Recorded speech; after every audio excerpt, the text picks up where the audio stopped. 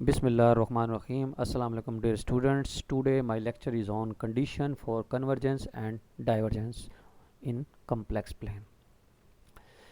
A necessary condition for convergence, यानी आपके पास जो ये कंडीशन है ये नेसेसरी है किसके लिए, किसी भी सीक्वेंस की या किसी भी सीरीज़ की कन्वर्जेंट के लिए। यानी अगर आपके पास एक सीरीज़ दी हुई है, इफ़ समीशन के varies from 1 to infinity Z के, यानी आपके पास एक इन्फिनाइट सीरीज़ है, वो कहते हैं अगर ये सीरीज़ कन्वर्ज करती है तो देन आपके पास क्या रिज़ल्ट है, उसकी मतलब जो केथ टर्म होगी उस सीरीज़ की, उसकी जो लिमिट होगी एन अप्रोचिंग टू इन्फिनिटी, वो हमेशा क्या आएगी, ज़ीरो आएगी।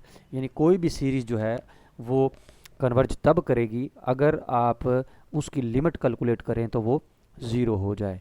यानी इसमें यह है कि अगर सीरीज़ कन्वर्जेंट है, अगर हमें पता है कि सीरीज़ कन्वर्ज कर रही है तो उसकी लिमिट लाजमी है कि वो ज़ीरो आएगी, और ये कन्वर्सली होल्ड नहीं है। यानी ये हम नहीं कह सकते कि अगर लिमिट ज़ीरो आ रही है तो इसका मतलब है कि सीरीज़ कन्वर्ज करेगी, यानी कन्वर्सली होल्ड नहीं है, ये सिर्फ नेसेसरी कंडीशन है कन्वर्जेंट की। तो इसके लिए प्रूफ में देखें, छोटा सा प्रूफ है इसका। लेट करते हैं L denote the sum of series, यानी उस सीरीज़ के जो सम है उसका जो सम है उसको हमने एल से डिनोट करा दिया। तो देन अगर एस एन की जो इन्फिनाइट सीरीज़ है उसका सम अगर एल है तो इसका मतलब है एस एन जो है वो एल को कन्वर्ज करेगी, and S N minus one जो है वो भी एल को ही कन्वर्ज करेगी as N approaching to infinity.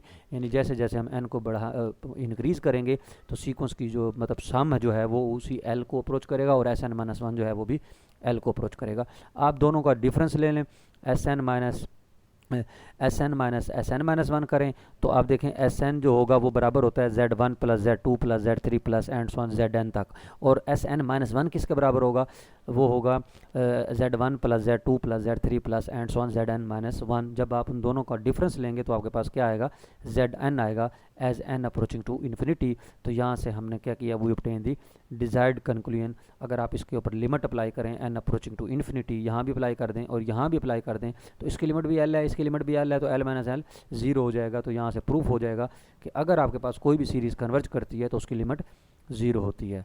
इसी तरीके से आपके पास है टेस्ट फॉर डाइवर्जेंस।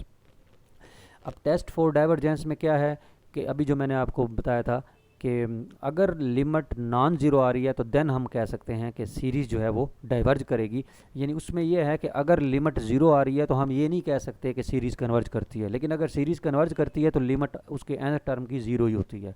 लेकिन अगर लिमिट एनथ टर्म की ज़ीरो आ रही है तो हम ये नहीं कह सकते कि वो कन्वर्ज कर रही है या डाइवर्ज कर रही है, लेकिन उसकी कन्वर्जेंट क्राइटेरिया ये है कि उसमें अगर आपने उसकी एनथ टर्म की लिमिट कैलकुलेट की और अगर वो नॉन ज़ीरो आ गई तो देन हम कह सकते हैं कि जो सीरीज़ है वो डाइवर्ज करती है।